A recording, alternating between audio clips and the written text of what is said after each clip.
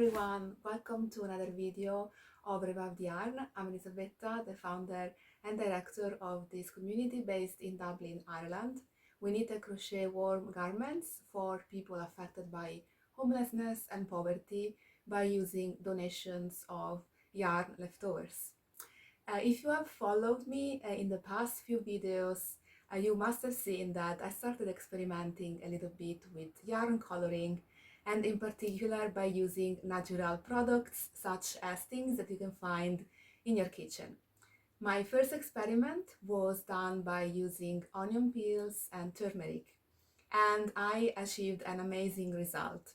The purpose of this experiment is to recover some white yarn that was donated to our project, which unfortunately cannot be used for our goals of warming the homeless people. So by coloring this yarn, I'm hopeful that I'm gonna be able to donate this yarn back to our volunteers who are going to be knitting something really nice and cozy to be distributed by our affiliated charities. Before jumping into this new video, I wanted also to give you a quick update on a recent donation that was given by our volunteer Sarah. She donated a lot of her yarn stash, and I'm just gonna show you some of the lovely yarn she donated. So these are two full bowls of Katia Big Merino. This is a nice yarn and chunky, so it's really easy and quick to knit with, and it's also super warm. And a big quantity actually of this mixed acrylic from Sirdar, which is a chunky as well. So it's gonna be a very quick knit and in large quantities.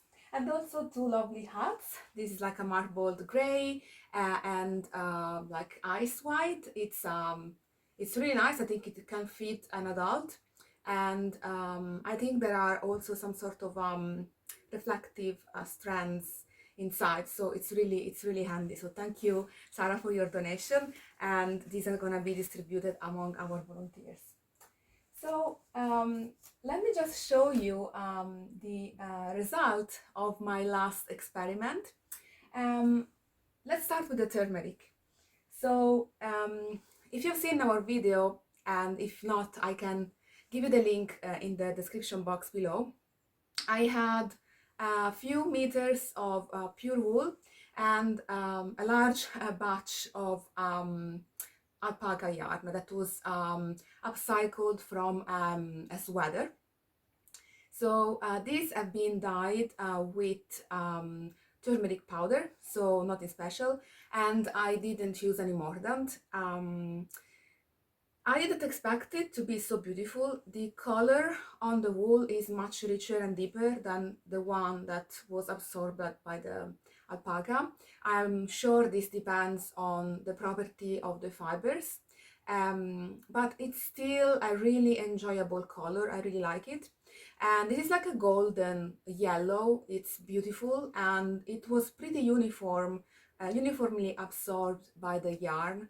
I was a little bit concerned about the absorption because I didn't scour the yarn. I don't have enough pots to do that. So if you don't know, scouring the yarn basically means simmering the yarn into a pot with a little bit of soap so that all the natural oils or residues of oils that can come from industrial production are melted, and so are the fibers are clean, and there is no oily or greasy layer that can prevent the pigment to be absorbed by the fibers. So yeah, this is great, and I think I'm gonna make more of this, and hopefully I'm gonna have enough quantity to make maybe a nice cowl or a hat, so stay tuned. And then the second experiment was done with onion peels. I had, I think, 40 grams of blonde onion, I would say yellow onion. So I decided to do two batches. The first batch came out a sort of hazelnut brown with coppery kind of tinge. I love both of them. The yarn still feels pretty soft, so it didn't felt much during the process. And these are actually really nice colors, very natural, earthy colors, and they are unisex colors, so they're perfect for our purposes. Yeah, that's pretty satisfying. Then I could still see that there was some dye in the pot, so I took the risk to put additional yarn into the same pot to capture that leftover dye. And as you can see, there's quite a stark contrast. The wool was still dyed, so it's like a beige kind of ecru tone, but the alpaca, it's still a very light beige, but it absorbed less. So I'm still considering whether I should re-dye this with onion again, because I'm not sure if I'm going to be able to donate this yarn to the project because it's really light. As part of this experiment, I as well learned a lot.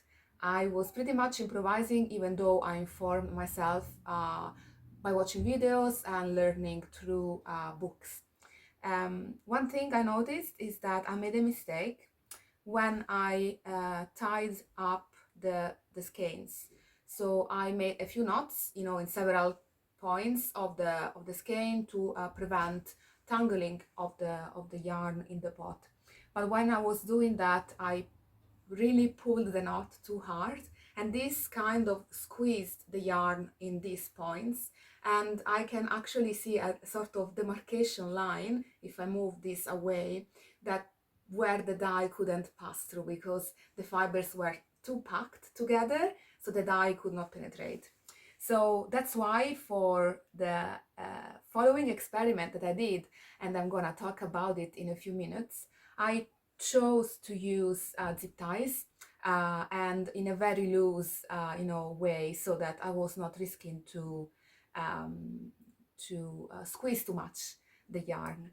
And also having learned that the second pot really didn't do much of a great job, I decided to not dye additional yarn into the leftover dye. I just got rid of it, and I think I'm very happy of my choice.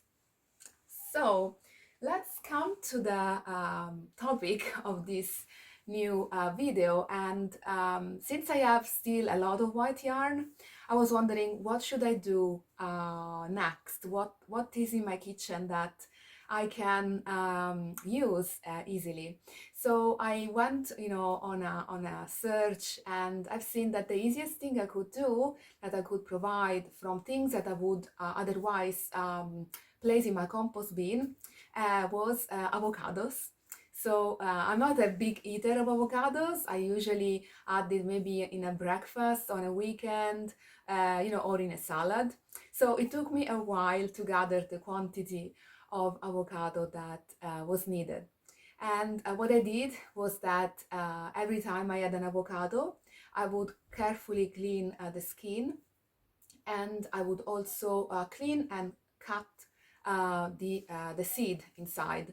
That's really risky because the nut, the seed of the avocado, is very slimy, and it's tough to cut. So you really need to be careful if you want to do that. So take all the precautions, avoid to cut your precious fingers. So once I did that, I just put it in the freezer, and then I was just topping up my stash of frozen avocado, and I did it along probably 1 month. And I was able to gather quite a lot of them. So I ended up having around 600 grams, of which the majority of the weight, of course, was given by the actual avocado seed. I then proceeded to defrost it at room temperature to not shock the material, and then I used it for my dye pot. One beautiful thing that I noticed, as you can see in this short clip, is that even during the time it was frozen, the avocado sort of I don't know, released a dye, or it oxidized a little bit. So along the ridges of the avocado seed, a very bright red, or I don't know, maroon color was released. So I could see all this color there. I was like, oh wow, I really hope that this color is going to be released into my pot. And I was kind of hopeful that I would get a sort of, deep pink or light brown color. So I was not really sure where I was gonna end up with, the color that I would achieve. So it was really a discovery. It was like magic to me. Yeah, so I captured all the process of dyeing over a few days, because I decided to cook or to simmer the avocado for a long time, so to extract as the most of the dye from both the peels and the seed. I also decided to boil a second time the peels, and I could notice that there was more dye to be released. So I had 2 pots of dye, and again I decided to dye both the alpaca and the wool. And I decided to do it all in one pot. So I left all the seeds and the actual peels in the pot with the yarn, so that if there was any dye still being released, from the pulp of the seed, or from the actual leaves, then the yarn had the chance to pick that up. So stick with me, and let's go back in time 3 days ago, when I started this adventure. And then at the end of this, I will come back here with you and show you the final result of the dyed yarn, completely dry, and to show you the amazing shade of color I got. See you later.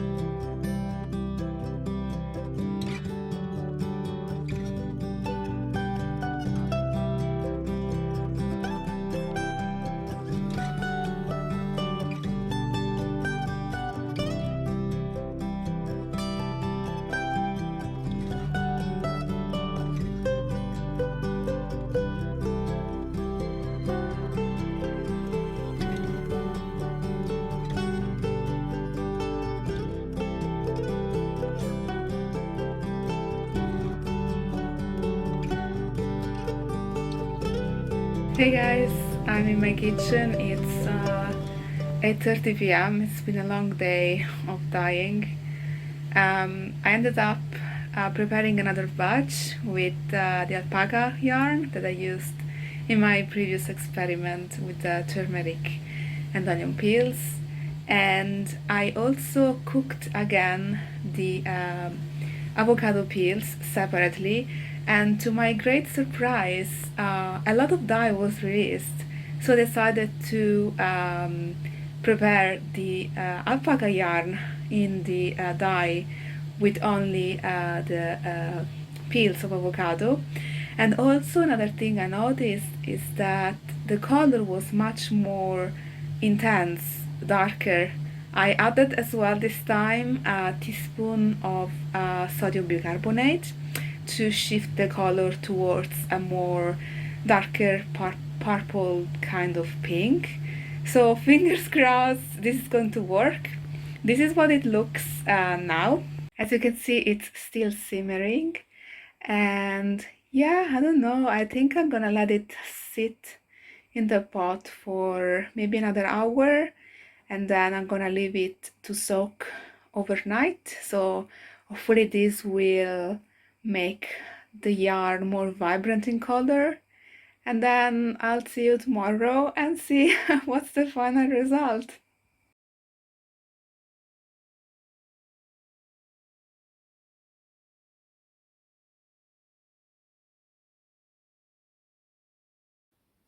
Welcome back.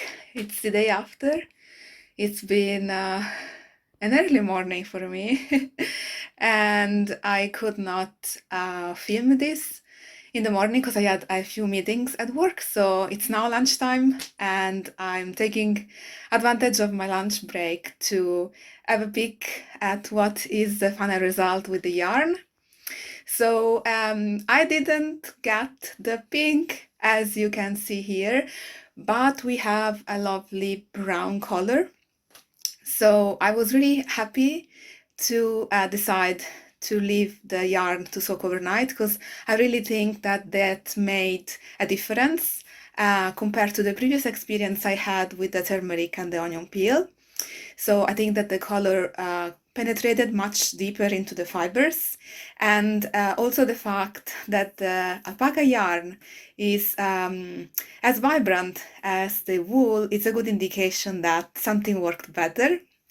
Yeah, so let's have a look deeper into these fibers. I'm going to rinse it and soak it with Eucalan for a few minutes, and hopefully the color will not bleed, and the color will not fade away with the sun much.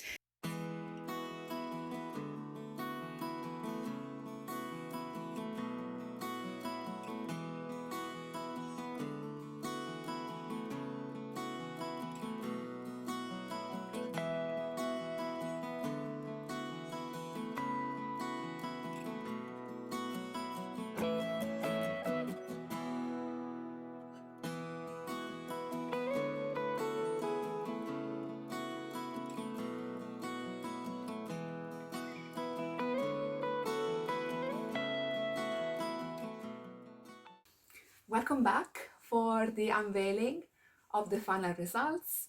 So before showing you, I have a confession to make. So this time, actually, I had a major failure in the pot with regards to the wool.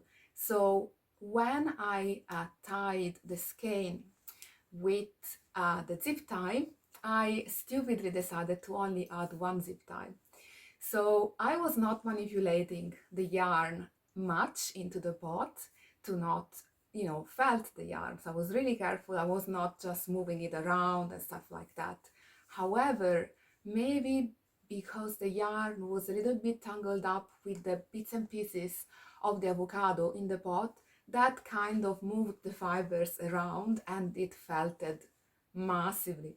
So what happened is that all the hanging, the loose parts of the skin opposite to the side where there was the zip, basically they just made a huge knot. So I spent last night trying to unravel this knot, And the consequence is that now I have this thing. It's like, I don't know, I could sing a song or do some karaoke, but anyway, I'm very proud of this. I really like the color. I don't know how I got this beautiful brown. It's nice because it really matches what I achieved before. So close together, you can see that the avocado is more pale brown, whereas the onion is more of a golden copper color. And the same actually is for the alpaca. And for some reason, you see, in this case with the onions, the two colors are completely different, but in this case they are quite the same. So that's really a mystery to me. If you are expert in fibers and natural dyes, please explain to me why this happened this time. Again, I don't know if it's because I used the sodium bicarbonate within the dye batch, or because maybe the tannins present in the avocado interact differently with the fibers as opposed to the onion peels. I don't know, but I would be very happy if any of you could explain that to me. And that's part of the fun, really, you know, not knowing where you are gonna end up. And yeah, I mean, I'm very satisfied. I managed to salvage this. Now it doesn't feel scratchy at all. So actually the fibers didn't felt much, but it was just a giant knot, like a yarn barf. Oh my god, I can't even think about it. But yeah, I'm really happy, and I'm just thinking that these shades together are really nice, and they would work really well on, for example, a fade. So I could make a cowl and fade the color from the bottom up, or even just a hood. So I'm just thinking about what could I make with this. If you have ideas, let me know in the comment box below. Yeah, so that's all. And I don't know, I'm gonna keep doing it because it's so fascinating and satisfying. And you know, the ultimate goal of this is to help someone to be warmer and to feel appreciated in our society and not forgotten. So it's really something that keeps me motivated in doing what I do, and also all the support that the volunteers give us every day. It's amazing, and I really appreciate that. So I still have a lot of yarn to dye, and I'm thinking that, I don't know, maybe I could use pomegranate, maybe I could use oak, or I don't know, other materials. I'll see. I'll have a little bit of brainstorming in the next days, and hopefully the weather is going to be nicer and nicer now that the summer is getting close, and that will give me more opportunities to spend time in the garden, and I have more ideas just by being inspired from the nature. So I hope you enjoyed this video, and if you're not subscribed yet, please click that button below, and feel free to leave us a comment or suggestions or requests.